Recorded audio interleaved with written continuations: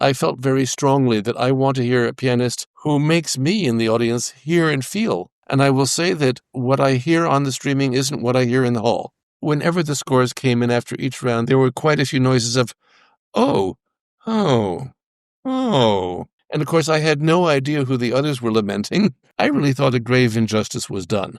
However, that is the nature of piano competitions.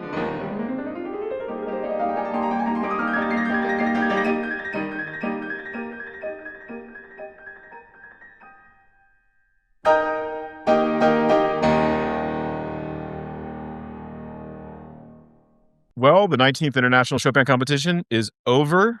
The results are well known by now, and the jury scores have been released.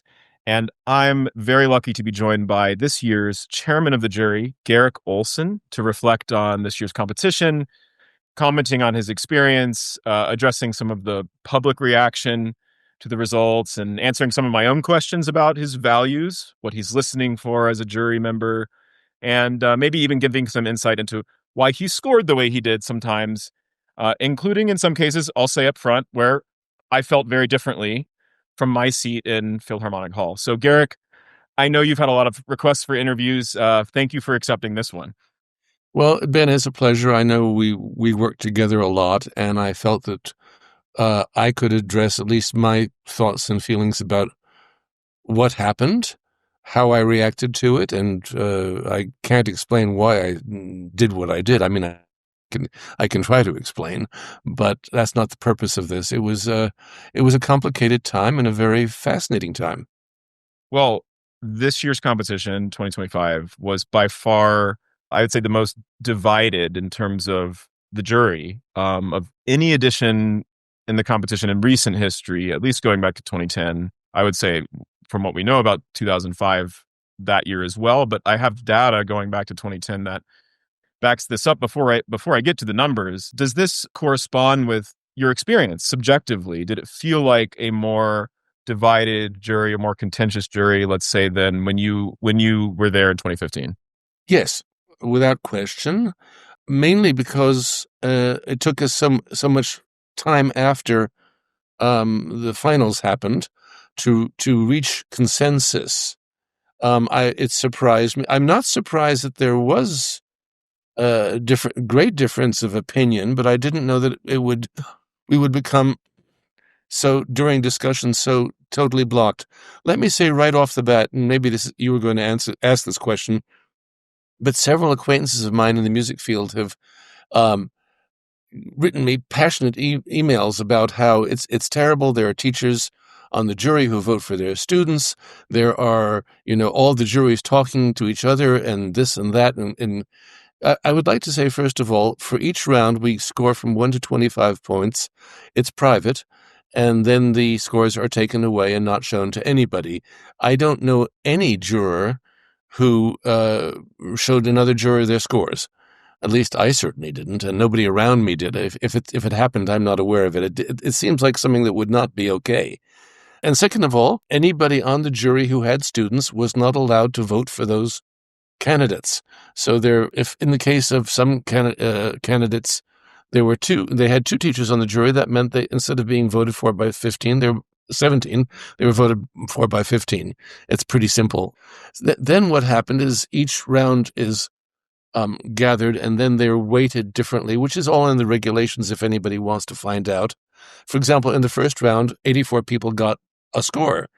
Then in the second round, the 40 remaining, who played for almost an hour, were also given a score by us, but then those two scores are put together, and the first round score, which is less music, it counts for only 30%, and the second round, 70%, because also the music gets denser and more complicated in that round, roughly. So it's quite mathematical, and as people know also, if anybody on the jury gives in the first round 3 points higher or lower than the median for that candidate, their score is corrected.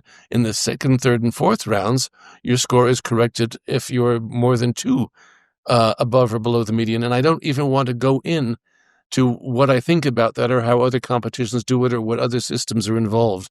There are various ways of doing this, but I can just very easily say that I didn't know whose name was going to pop out at the end. I had no idea.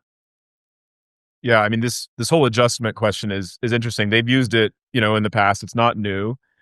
Some aspects of the jury system were new. This isn't the video to go into those. There have actually been some simulations run where the system, or more aspects of the system developed by the mathematician Contek and also Kevin Kinner working with him, were applied to all of these same scores, and the results that were spit out were very, very close to these results. So it shows that the difference in system this year may not have really made much of a difference in outcome. But I think that might just be because it was such a unique year in terms of really the mix and variety of pianists, and I would say the dramatic difference in response that elicited in the different jury members. In in plain terms, different people had different favorites in a way that was striking this year. And I guess Garrick, now in the aftermath, when you have been able to reflect on that, you probably really felt that your favorites weren't always the favorites of your peers on the jury. Oh, absolutely. I mean, quite vividly. I mean, I invoked and I told all the non-Americans, or maybe it's an English expression too. I said after one round, I'm the onion in the petunia patch. I mean, I am so swimming upstream against the majority, and I did not intend to do that. I call it as I see it, or I score it as I see it, and I score it as I see it, per round, per candidate. And as we know, one other thing I'd like to mention, not in defense of me or any of the jury, is that if you have 4 rounds, you hear a person 4 times. Now, no human being is the same human being exactly. Many pianists are very consistent within themselves. Some, when you hear them the next time, you feel their level has gone down, or they're maybe not as well prepared, or they had a cold, or who knows why people don't give their best, or why sometimes they excel. And so there's always that variation within it. So it's not that if X pianist didn't win third prize but won eighth prize, or whatever the numbers are, it's not that we're not a prepackaged product, and we're listening as well as we can all the time. So there's a lot to take in, but I will say that yes, I was very surprised right from round one at which of my favorites did not advance. And by favorites, I don't mean my absolute favorites, but people I would like to have heard at least in the second round. And anybody who's interested in that can go to the scores, which are public. I don't have to go into that. I don't have to defend or condemn anybody here. And here's some numbers for you, just to corroborate all of this. The scoring was 1 through 25 for any individual pianist in any individual round from each jury member. You gave a 24, 3 23s, and 4 22s to performers who didn't advance past stage one. Let me say that again. Wow. There were 8 pianists whom you gave between 22 and 24 in round one who we did not hear again. So I wonder how you felt at the end of stage one. I felt terrible. Yeah. I thought, what's going on? What are my colleagues listening for? Except it's not one colleague I can say, what's with you? What are you listening for? It's a combined median average. And I am willing in the world of music to accept that we really don't hear the same things and don't look for the same qualities. We can discuss those qualities later, insofar as they're discussable. But I was quite frustrated right from the beginning. And for example, after the third round, if anybody wants to look at the scores, they'll discover that 2 of the pianists I scored very highest did not advance to the third round. And at that point... You mean didn't advance to the finals? The finals, yeah. There were 3 people I thought might be a potential first prize in the competition, and 2 of them got eliminated before the finals. And I felt really lousy about that. And I was actually having an artistic moment of deep unhappiness. And so instead of going down, I said to the director, please forgive me this time. I can't be that good a diplomat to stand there and smile, because I really thought a grave injustice was done. However, That is the nature of piano competitions, and this is the risk a candidate takes, that maybe the majority of the jury would like them, or not like them enough to hear them again. So you have the option, I suppose, to step down from the jury in that moment. Sure, but I didn't want to do that because I don't think that serves the greater good, because that would then become a case of the jury chairman steps down, and it will color the perception of the competition for all time, and possibly even be detrimental to the possible careers of those who do win. Anybody who was in the finals, and even many who were not in the finals, deserve to have really terrific careers. And we all know the sad truth that there aren't enough piano benches with the orchestras and recital series of the world to accommodate even our 10 finalists, much less all the other favorites of the jury and me.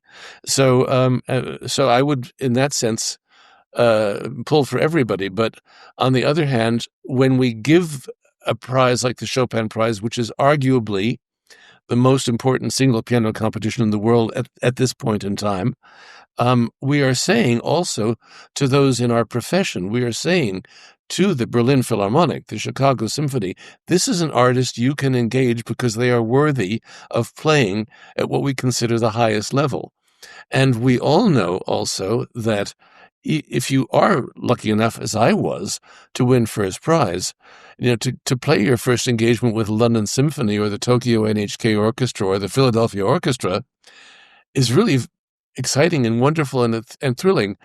To play a second time means that they liked you enough to re-engage you, which has nothing to do with the competition you just won. It's not a career guarantee. It's just a step up. And we have to face also directly the fact that in music is art, and in art there's always been art and the business of art. And one of the things, so are we just choosing an artist for the Chopin competition, or are we saying to those in the profession, this candidate has been through a filter and is worthy of great attention, and so it's quite complicated, and I didn't want to get in the way of any of that. So I'm very happy to say that when the mathematical machine put out the scores of the 10 winners and Eric Liu comfortably was in first place, I was personally very relieved because I could support that. Whereas I couldn't have supported absolutely. I could have supported many others, but maybe not said, they should win the first prize, because there have been occasions in 1990 and 1995 when there was not a first prize awarded. Other competitions have done this too, to say we haven't found anybody that meets the hypothetical standard of the competition or of the world market. So I didn't want to get into that too much. So that when I was just very relieved, because I said, good, that I feel in good conscience. I'm very happy with that. I detected some disappointment among the public, though, for maybe precisely that reason. And this is nothing against Eric, who won, or Kevin Chen, who got second place. But these were, in many ways, the two favorites before the competition, given their past competition success. Given that, in many ways, therefore, they've already proven themselves as capable of being invited to these orchestras you're talking about. And so, interestingly, this competition validated that through its jury process, but also this question, like you said, there's this other question of, are we looking for also a unique artist or fresh voice on the scene? It seemed like all the jury believed in those two. They just believed in different ones. Different jury thought different people were very special. And what that did was it sort of moved them down a bit, because it was a little bit of canceling out of each other's fondness. And so some of the favorites of certain jury members, tell me if I'm wrong, were not only excluded from the finals, I think in your case, but among the finalists were sort of lower in rank and didn't reach that high point. And so both in the sort of public's perception and maybe even among the jury, there was a feeling that, wow, my favorite, the one I thought was most special, just there wasn't enough consensus. And so it ended up going to the sort of the veterans in many ways of the competition circuit, and even the competition stage, or the concert stage. Yes, it did, and you've just said it better than I can, so I'm not going to even Okay. comment on it. I certainly agree. On the other hand, we were listening to pianists, and we try as hard as we can, despite the higher standing of some people. We try to judge as fairly as we can. At least I do, and I know I know my colleagues do. I don't know anybody personally on the jury who didn't take it with the utmost seriousness. Um, and you can say that, but on the other hand, as we know, all competitions are equal, but some are more equal than others. So even if you win something as massive as the Rubinstein or the Leeds, and your career may be still not going as well as you'd like it to go, which is quite common in the piano world, maybe both of these gentlemen were trying to enhance their status, which is very understandable. Now, for example, when I was a little pianist, I by accident won the Busoni when I was 18. I won't say by accident, but I wasn't groomed to win a prize. I was going there just to see what the whole thing was like, and had no idea that I would show very well in a competition, that I would actually play better rather than worse. Some people do play better under pressure, and some people don't. I was one of the lucky ones. And when I entered Montreal, it was just my teacher advised me, you have all the repertory. A student of mine won 3 years ago. Give it a go. And I won Montreal. And even though Montreal brought me some engagements and a New York management, the night before I won the Chopin, I was a promising American pianist with 2 or 3 dates in the next season. And about 3 days after winning the Chopin, I had about 100 dates the next season, including, and within the next 3 years, I played at every major music center in the world with every fine orchestra. So it actually brought me all that. Now, the culture is different now. Even winning the Chopin is not a guarantee of that, but it'll certainly get you closer than any other competition.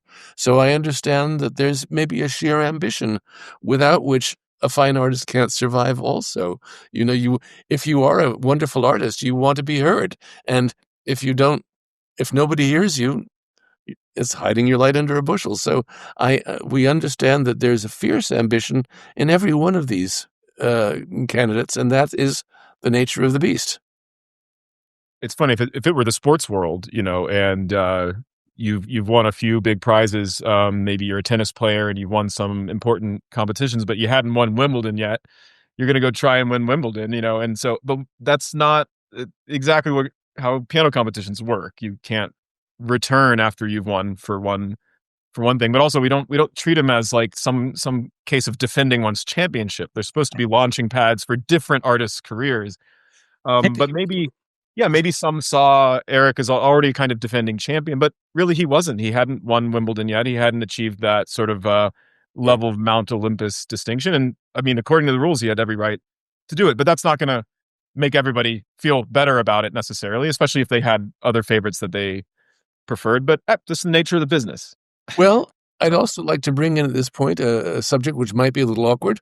The two most asked questions I get in interviews are, what's your pointing system? Do you give more for technique or interpretation, or for feeling, or for whatever? And to which the answer is, I have no idea what you're talking about, because a pianist is a human being. And just as a human being is a collection of, brain cells and a body that works this way or that way. I mean, we're much more complicated than, you're not going to score. Well, I'm going to give his brain 45%, but I'm going to give, the quadriceps, 15% or whatever. It doesn't work that way. I mean, it's a combination of everything. You're analyzing and feeling and thinking about it the whole time you listen. At least I am. So, sorry, I got stuck in my metaphor there. But so I don't know what that. I don't know how to answer. Questions people ask you. The other question was, what took so long in the decision? And I can briefly explain that first, when the mathematical machine pops out the 10 winners and their scores, and the first prize, second and third were clear, and fourth and fifth were tied, and etc. The first thing we have to do is, do we accept the results of what we've just voted? And that was problematic. And then we began to see what we could do. What you can do at the Chopin competition, according to the rules, is if any member of the jury would like to raise or lower not the score, but the standing within those 10 people of one of the candidates, it can be done if 2/3 of the jury agree. And if 3/4 agree, you can even move them up or down 2 places. So that was experimented with for a while, and no ballot cleared. It took a while to make the ballots clear because, first of all, maybe I'm telling too many secrets, but do we do it? Do we do it voice vote or hand vote or by secret ballot? We decided the secret ballot was safer because in a jury such as this, there are inevitably, especially after 3 weeks, personal relationships and personal feelings. You're inevitably closer and not closer to some people. Some people you've known for 20 years, some people you've just met, and so on. And so we decided there would be no sort of social or peer pressure if we had secret ballots. So we did not get anywhere with that system. We tried it a few times. And then we also tried the vote of maybe no first prize because there was enough dissension, and we tried that, but we did not get 2/3 ever, and there was even some upset because 2/3 of 17 means you need 12 votes, which is actually more than 2/3, but 11 is less than 2/3. You say so. We wanted it. We didn't. The regulations require it to be pretty watertight. I'm getting a sense for why this took 5 hours or It something. took a long, was it 5? I'm not sure, but it was a Something long like that, time. yeah. And it was stressful, and we did not take any breaks during this. As a matter of fact, we were so also engaged and we were all talking a lot in multiple languages, and sometimes it was difficult to sort of get consensus. And also another thing, which I hope this will be an amusing note rather than a critical one, since it was all conducted in English and everybody speaks English well and well enough. Nevertheless, if you have an accent in one language speaking to an accent in another, and we know, for example, I'll say that if you are speaking X language, that if you're a speaker of that language and you're speaking in English, you might have typical flaws or usages which are not quite idiomatic. And if you're speaking to a speaker in Y language who's also speaking not their native language, sometimes things just derail a little bit, and we then have to stop and say, what's really going on, plus, like, if I vote yes for this, am I voting yes, do it, or no, or yes, don't do it? So we had to clarify all these things with good nature, but it really, as a matter of fact, I think people were even asking permission to take bathroom breaks. I mean, it was, we were not just sitting there. Back to elementary school. We were not sitting there, drinking champagne and having a fine old time. Make them wait. Ha ha ha Yes, ha. exactly. Nothing like that. So anyway, and at one point, I will not mention a member of the jury's name because I think it's better not to. One jury member suggested quite many hours into it that we've been voting and voting and voting and voting and voting, and we're still blocked, and we haven't gotten anything done. And so he suggested wisely that nobody's going to get everything they want out of this, whether it's going to be in standing within the 10 or have their favorites win. So we sort of went back to another vote. And please, everybody understand, I'm reporting anecdotally. I'm not a court reporter here. And we decided that he said, after all, these scores are the means, the median of what we voted. We actually made these scores happen. Mm-hmm. He said, so if we can accept them, then we're not going to have to be here for the next few weeks dealing with this process. And well, he said something like, we'll be here till morning. And I said, because I'm always cut up at that moment, I said, yes, or tomorrow evening, or there won't even be a gala concert because we won't have any decision yet. So let's figure it out. So somehow the tone of the room changed, and we voted that we accepted our 10 people in that order. And then it was a matter of assigning prizes. Do we give Eric Liu the first prize? We have the right to do it or not. And that passed quite easily. Suddenly, it seemed like, right, what are we going to do? Engage in another 5 hours of, I want this one to be there. So I hope I haven't said too little or too much to describe the situation, but it took a while, and it was done all with goodwill. But once we had that, we decided on prizes and ex aequos, and so we wound up giving away 8 prizes, Mhm. uh, which actually means we had 8 prize winners instead of 6. So maybe that's a good thing too. And another 3 special prize winners, one who didn't get another award in the finals, but then 2 who didn't even make the finals, including Yep. one who didn't pass the second round. So, it was kind of, it was nice at the winners concert to see some faces that we thought had been, eliminated, for good. But just speaking to this, Yes, and I uh and I will say those 2 people were included in people that, I don't know if the second round guy who didn't make to the 3rd round, I wanted to hear him in the 3rd round, Mhm. and I Yeah. wanted to hear the guy who didn't make it into the finals, I wanted to hear him really a lot. At some point in this interview, we might name some names, but for now, you can look up who Garrick is talking about or talk about it in the comments. It's in the public record now. Yeah. So, but just to this point about maybe why it took 5 hours, and then you really just came back to the beginning and kind of had the original vote again with compromise on your minds. But one of the reasons this is happening, there's some numbers to speak for it. So I mentioned that you had all of these high scores for pianists who didn't pass the first round. Well, it wasn't just you. This happened throughout the competition for other members of the jury in an unusually high number. So the number of 24 and 25s given to competitors who got eliminated in that round from any jury member, 24 or 25, which means it's as basically as good as it gets for that jury member. If you give 24 or 5, that you're sort of saying, "I really believe in this candidate." And yet, 28 different times this year, a jury member gave a 24 or a 25, and that pianist did not make the next round. That's interesting. And this is even more interesting. In 2021, it only happened 8 times, and in 2015, the last year you did it, it only happened 3 times.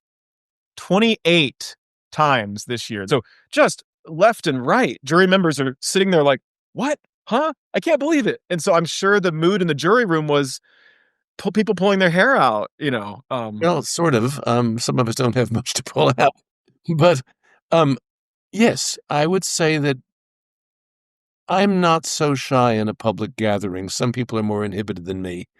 But the moment I said I'm the onion in the petunia patch after whichever round, actually, whenever the scores came in after each round, there were quite a few noises of, "Oh, oh, oh, oh, I wasn't the only one doing that."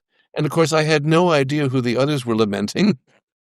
well, that's the thing. It's like you can get along with them, you can sympathize with their disappointment, but once you get to specifics, you might end up fighting over Yeah, the same thing. So, yeah, we you're fought mourning about different. You're all in mourning, but for different different casualties. people. Yeah, Yeah, yeah. and I will say that, we did have many votes on many things where we disagreed, and we could never get to 2/3, so we Which which makes sense when I look at this data. Here's another quick one.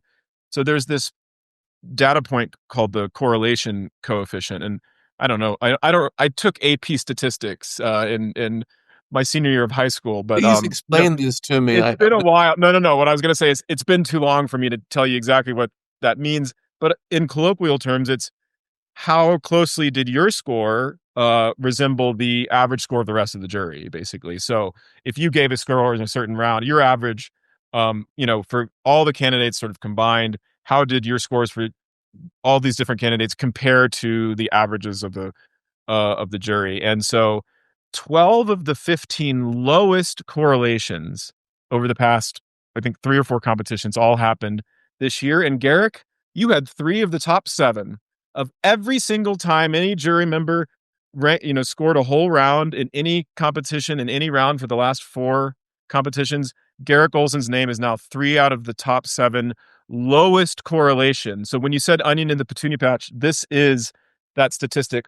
Only Sa Chen in the finals this year, who had actually a negative correlation, meaning the ones that were her favorites were almost everybody else's least favorites. That happened. She had a minus point 1 point, or sorry, 0.14. Don't worry about the numbers themselves. You had a 0 correlation, 1 being maximum. 1 means everybody you voted for was exactly what the average also scored. You had a 0 correlation in your 3rd round this year, meaning pretty much you were in just regular disagreement across the board on who you liked versus who other people liked. But also, your second round was a very low correlation coefficient, and your final round was a low correlation coefficient. Garrick, may I ask you about your final round scoring in terms of the range? Because you actually had the widest range from your lowest to your highest score in the first round, which spanned 17 points between your lowest score you gave and the high score you gave. In the final round, you had the narrowest. I think it was between 17 and 20. So just 3 points. Could just knowing that and hearing that, does that correspond with some sense of, I don't want to say resignation, but did you on some level kind of give up a bit, or does it just feel different by the finals? You just felt like everyone was a little bit closer to the middle high range, and or what accounts for that? I I can't give you a direct answer. I don't know. I don't have an answer for that. You gave several 19s, for example. I mean, just lots of people got the same score in the Yeah. final. Yeah. So you weren't distinguishing them as much or differentiating No, them as much. not as much. I've always felt that the concerto round tells us the least. Now, of course, with the Polonaise Fantasy in there, we have Right. more information and a very, very challenging work. Um, I don't know. Maybe I was feeling a little discouraged, but what I heard in the concerto round, I can't say, especially with the concerto performances, I can't say that any one performance blew me away.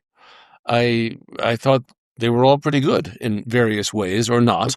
But I was not. Maybe I was discouraged. Maybe I was fatigued.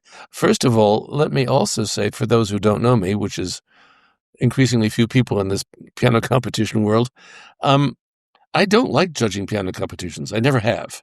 And I've done it very rarely, mainly because I've been busy being a concert pianist. And, you know, ask me if this week I'm playing with the Cleveland Orchestra. What would I rather do? Judge a piano competition or play with Chicago Symphony? Now, come on. I'm a concert pianist, and that's what I do. Wait, Chicago or Cleveland? There's a Well, difference, Garrick. both. Philadelphia, you take it. London, Berlin, Paris, you name it. Come on, tell your presenters at Cleveland what you want. They want to know who's the best. No, okay. Yeah. No, no, But no. anyway, yeah, All I'm saying is, if I had a recital at the Wigmore Hall, I don't want to be sitting in a piano competition somewhere. of course. If I have a date at Carnegie Hall, I don't want to say, sorry, I can't do it. On the jury. I do it out of some sort of sense of, you know, giving back, if you will, trying to help people advance, trying to help. Maybe it's a slight egocentric desire to impose my taste, which is what jurying is. After all, why does a jury? Why does the competition engage any jury member? You want them there for their opinion, whatever the opinion is. I always joke that the music director of an orchestra is chosen because you want him to impose his opinion on everything. And then, of course, the new music director arrives, and lots of people don't like his opinion or hers. So, yeah, in that way, maybe I felt a bit discouraged, but I also feel. By the way, I mean, this is my own opinion and really not worth very much. The Polonaise Fantasy is the least solvable problem in all of Chopin's music. And once again, I did not hear any performance of the Polonaise Fantasy which made me say, that was magic for me. Not that, wow, I know the piece pretty well. I've played it hundreds of times myself. But I didn't feel a revelation or no, not even a revelation. I mean, I'm on record as having admired Kate Liu so much in 2015, and, especially her nocturne in the first round, and I think it was the first round. But that wasn't a revelation because I knew the piece pretty well, and I'd even heard great performances of it. But it was a moment where I thought I was hearing, mysteriously or mystically, I was hearing the music itself. And that didn't happen to me in the Polonaise Fantasy, and certainly not in the concertos. So maybe I was Well, just less turned on. may I ask if you did have any moments of revelation in this competition? Oh yeah, plenty. I wish I had my notes here because I heard too much Chopin. I heard too many hours of Chopin. Well, would you be willing to, without we don't want to give anyone too much of a spotlight. A lot of people are watching this, but No. people can look at your scores. You can look in scores and see. I also want to say one thing in defense of all of the jury, not in defense, just to state the fact, is that when we were sitting in Warsaw Philharmonic Hall, which is an excellent hall acoustically, marvelous, perfect for a solo piano, and we are sitting in the balcony, which is where you want to sit, we are judging concert hall performance, concert hall perspective, projection, if you will. Just like, if, as your teacher says, can the people in the last row at Carnegie Hall understand what you're about? Not just the people in the first row. Can you actually address? So that is our perspective, just as when an actor from the Royal Shakespeare Company in London makes a film of a Shakespeare role, they don't do the histrionics the same way for the camera as they do them for the public.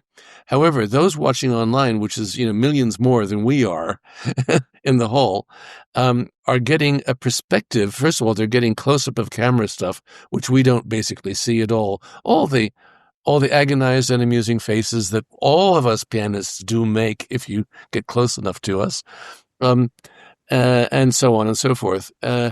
And also the excellent sound in the streaming, marvelous, reflects a recording studio aesthetic.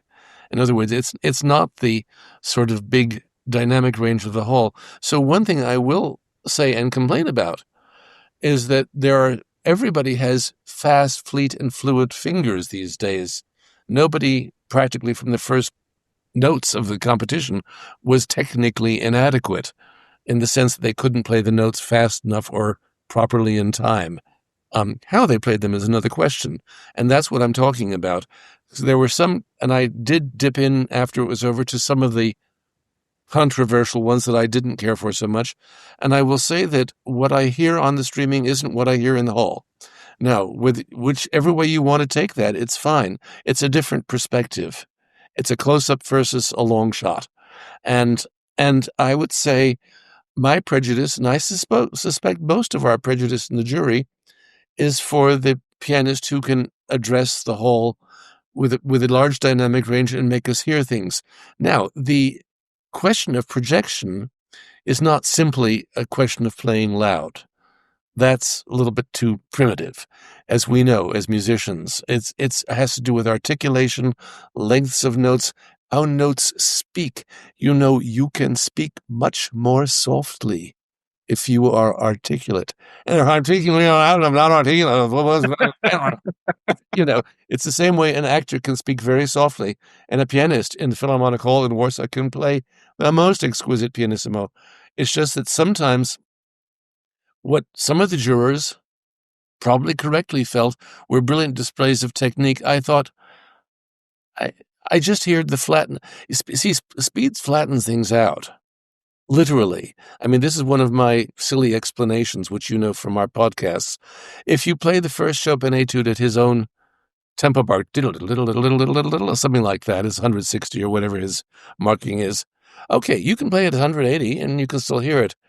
Try playing it at 280. Oh, if you could do that, you couldn't hear even the notes. I mean, it's simply not audible.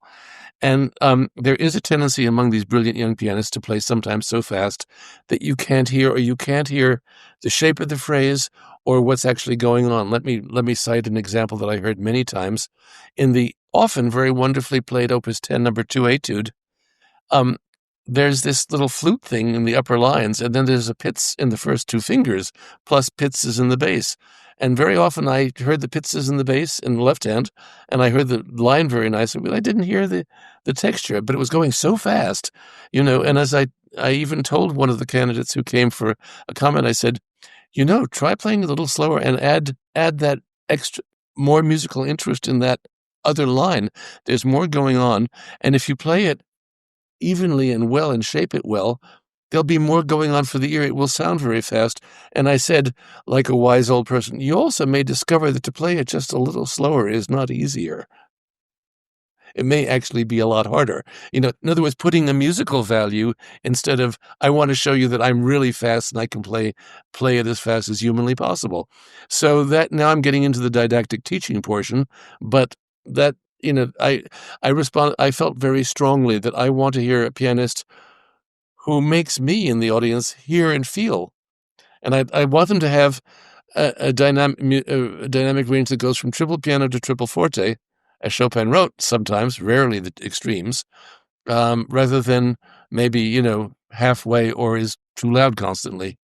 You're now talking about your values, and I think there's another dimension to this, which is something like musical identity or intention or purpose. And so, if we could now turn there, because I would love for you to just speak to even more to your tastes when it comes to these questions of aesthetic identity and not just projection and matters of sound and this or that musical quality, but what are you bringing to the table as an artist? What do you generally gravitate towards in that area? And to what extent was it? How was it informing how you were listening and how you were judging? Wow, great bunch of questions. The first answer is I don't know, but I won't stay there.